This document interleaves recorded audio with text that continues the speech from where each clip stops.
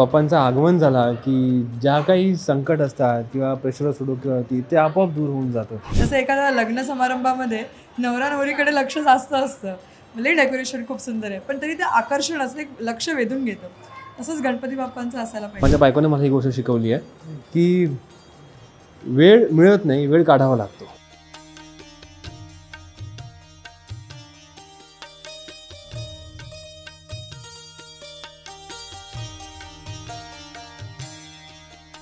नमस्कार, मी अंकिता शिंदे. इट्स मज्जामध्ये तुम्हाला सगळ्यांचं स्वागत. आज मी आले तुमच्या आवडत्या अभिनेत्याच्या घरी, म्हणजेच अमित भानुशालीच्या घरी. आणि बाप्पा विराजमान झालेत अमितच्या घरी.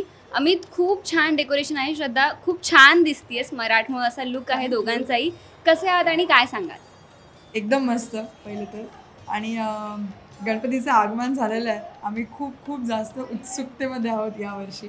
आमच्या चेहऱ्यावरनं दिसेल इनफॅक्ट. पण यावेळेला वैशिष्ट्य असं आहे की गणपती बाप्पा यावेळेला आमच्या नवीन घरी आलेत.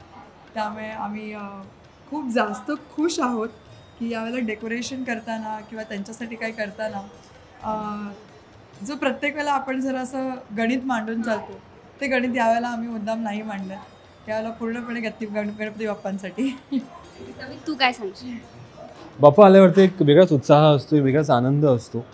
आणि बाप्पांचं आगमन झाला की ज्या काही संकट असतात किंवा प्रेशर सुडोक्यावरती ते आपोआप दूर होऊन जातं. सो घराचं वातावरण म्हणा की स्वतःचं मन म्हणा, एकदम प्रफुल्लित आणि छान छान छान मस्त मस्त वाटत असतं.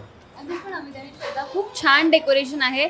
शॉर्ट अँड सिम्पल पण तितकंच रेखीव म्हणतात ना, तसं आहे. तर कुणाचा किती हातभार आहे आणि कधी ठरलं की ठीक आहे हे खूप छान असेल या वर्षीसाठी, तर काय सांगा? डेकोरेशनची आयडिया ॲक्च्युली आमची सगळ्यांचीच होती मिळून. म्हणजे मी, अमित, आई, रिधानसुद्धा त्याच्यामध्ये आम्ही सगळं डिस्कस करूनच विचार केला की काय करायचं यावेळेला. तर सर्वात पहिलं आपण मूर्ती बुक करूया. पहिल्या आधी मूर्ती बघूया कोणती आहे, म्हणून पहिल्या आधी मी मूर्ती बुकिंग केली. मग मूर्ती बुक केल्यानंतर अमितने फक्त एकच सांगितलं की श्रद्धा याला डेकोरेशन आपण जे पण विचार करू, पण असा करूया की गणपती बाप्पांवरती सर्वात जास्त फोकस असायला पाहिजे. डेकोरेशनवरती तेवढा नाही. डेकोरेशन आपण करूया, आपल्याला आनंद आहेतच. जसं एखाद्या लग्न समारंभामध्ये नवरा नवरीकडे लक्ष जास्त असतं, भले डेकोरेशन खूप सुंदर आहे पण तरी ते आकर्षण असं एक लक्ष वेधून घेतं. तसंच गणपती बाप्पांचं असायला पाहिजे की लक्ष आपलं गणपती बाप्पांकडे असायला पाहिजे. आणि डेकोरेशनचं म्हणाल तर आम्हाला यावेळेला फुलांची करायची खूप इच्छा होती. हे आमचं सगळ्यांचं एकमत होतं की यावेळेला फुलांचं डेकोरेशन असायला पाहिजे. आणि डेकोरेशनमध्ये फोकस लाईट आम्ही यावर्षी मुद्दाम नाही ठेवलेला आहे, कारण की नाही म्हटलं तरी आमची अशी चर्चा करण्यात आली होती की डोळ्यावरती जास्त लाईट आलं की आपल्याला त्रास होतो ना, मग तसं गणपती बाप्पांना सुद्धा तो त्रास होऊ शकतो. म्हणून आम्ही याला मुद्दाम फोकस लाईट्स वगैरे नाही ठेवले. खूप चांगला विचार आहे, खूप छान विचार आहे. पण अमित, कलाकार म्हटलं ना की तितकासा वेळ नाही मिळत सणवार साजरे करण्यासाठी, पण तू कसा वेळ काढलास आणि शूटिंगमधून वेळ काढून कुटुंबासोबत टाइम स्पेंड करणं ही खूप छान गोष्ट असते. तर किती एन्जॉय करतोस फॅमिलीसोबत आहेस? फॅमिलीसोबत असताना आणि सण साजरे करताना नेहमीच एन्जॉयमेंट असते, नेहमीच बरं वाटतं. आणि जे सण असतात त्यानिमित्तानेच पूर्ण फॅमिली एकत्र येते, मित्र एकत्र येतात, ज्यांच्यासोबत आपण आधी पास्टमध्ये काम केलं आहे, चांगले मित्र आहेत तेही येतात, त्यांची भेट होते आपल्याला. आणि असं म्हटलं जातं, माझ्या बायकोने मला ही गोष्ट शिकवली आहे की वेळ मिळत नाही, वेळ काढावा लागतो.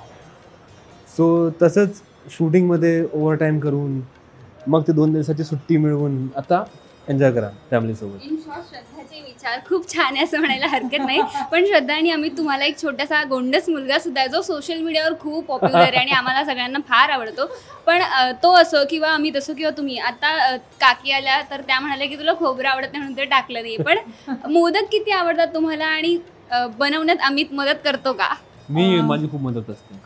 म्हणजे मोदक कसे बनतात ते, त्यांच्या कळ्या म्हणजे 8 कळी आहेत की 16 कळी आहेत की 4 कळी आहेत, ते सगळं म्हणजे माझं बारीक लक्ष असतं त्यावरती. त्यानंतरच मी खातो. याचं खरं उत्तर श्रद्धाच. मोदक आम्हाला दोघांनाही आवडतात. ह्याला ना विशिष्ट चव आहे, ती तशी चवी असते. तो गोडसरपणा जास्त वाढला की तो खात नाही.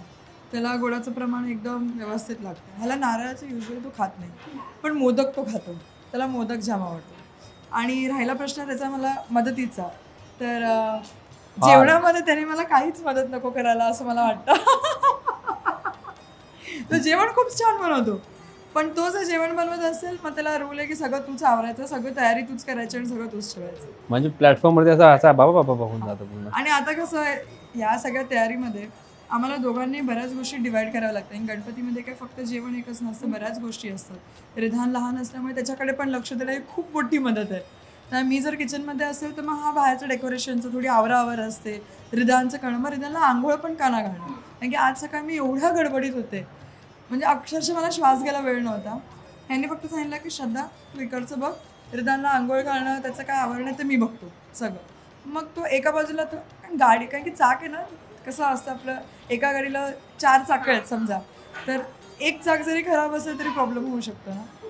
हा आहे ना पण 4 चाकीची कामं करतो. आणि ही किती किती किती छान उत्तर आहे बघ. 4 चाक म्हणजे मी आणि आतला ड्रायव्हर म्हणजे ही. चाकांना कुठे चालवायचं ते हिच्या हातात बाबा. माझा असं विचार नव्हता अजिबात डोक्यामध्ये. 4 चाक एक चाक ही नाहीये, 4ही मीच आहे. पण ना श्रद्धा म्हणाली की ती कधी जर किचन मध्ये असली तर तू बाहेरचं बघतोस, आणि खरं तर हीच गंमत असते कपल लाईफची किंवा संसाराची. सो हे सगळं तुम्ही किती एन्जॉय करतात, कारण कधीतरी एका एजमध्ये ते स्वप्न असतं लोकांचं की आता तुम्ही ते जगताय, तर आता कपल म्हणून काय सांगाल? कपल म्हणून आता कपल नाही राहिलो ना, प्रॉब्लेम ते झाला. आता ट्रिपल झालो, तो पण आला आता मध्ये. म्हणजे किती प्रयत्न केला तरी हा बाळू ये हा. ती पण एक वेगळी गंमत ती पण वेगळीच गंमत आहे. आणि कपल म्हणून एकच सांगेन मी की प्रत्येक जे कपल्स आहेत बाहेर, फक्त तुम्ही रिलेशनमध्ये आहात, एकमेकांवरती प्रेम आहे, ते पुरेसं नसतंच. सर्वात मोठी गोष्ट असते ते एकमेकांचं ऐकून घेणं आणि एकमेकांना रिस्पेक्ट देणं. या 2 गोष्टी खूप महत्त्वाच्या असतात. कारण माझं असं मत आहे की एक ठराविक काळानंतर प्रेम जरी कमी झालं तर चालेल, पण रिस्पेक्ट आणि कम्युनिकेशन कमी व्हायला नको. ते जर स्ट्रॉंग असेल तर तो कमी झालेलं प्रेम ऑटोमॅटिक वाढतो. खूप छान. आणि पण मालिका तर खूप छान सुरूच आहे. तुम्हा दोघांचे आम्ही सोशल मीडियावर बघत असतो, खूप छान असं अशी जोडी आहे तुमची. पण यावर्षी बाप्पाकडे काही मागायचं असेल तर काय मागाल? मी प्रत्येकदा मी हेच सांगतो नेहमी की सद्बुद्धी माझ्यासाठी पण आणि सगळ्यांसाठी पण. सो जगात जे काही चाललं आहे ते नको व्हायला हवं. आणि ते कसं थांबवायचं ते तर बरीच लोक आहेत, मोठी अधिकारी आहेत, ते बघतीलच. पण आपलं काम जे आहे ते आहे की आपण स्वतःला सुधारू, स्वतःचे मन सुधारू, स्वतःचे विचार सुधारू, तर या गोष्टी घडणारच नाही आयुष्यात कधी. सो बापांना हेच म्हणून की सगळ्यांना अशी सद्बुद्धी दे की सगळ्यांना स्वतःचे जे दोष आहेत ते दिसायला हवेत आणि त्यांना कसं सुधारायचं ती सद्बुद्धी दिसायला हवी. आणि हीच माझी सुद्धा प्रार्थना आहे देवाकडे. Thank you so much. खूप छान वाटलं तुमच्याशी गप्पा मारून. पण जाता प्रेक्षकांना गणेश चतुर्थीच्या शुभेच्छा देऊन जा. इट्स मज्जाच्या सर्व रसिक प्रेक्षकांना माझ्या आणि माझ्या परिवारातर्फे गणेशोत्सवाच्या खूप खूप खूप शुभेच्छा. मराठी चित्रपटसृष्टीमधील latest update, original web series, shows, गाणी आणि एंटरटेनमेंटसाठी आमच्या चॅनलला सबस्क्राईब करा आणि बेल आयकन दाबायला विसरू नका.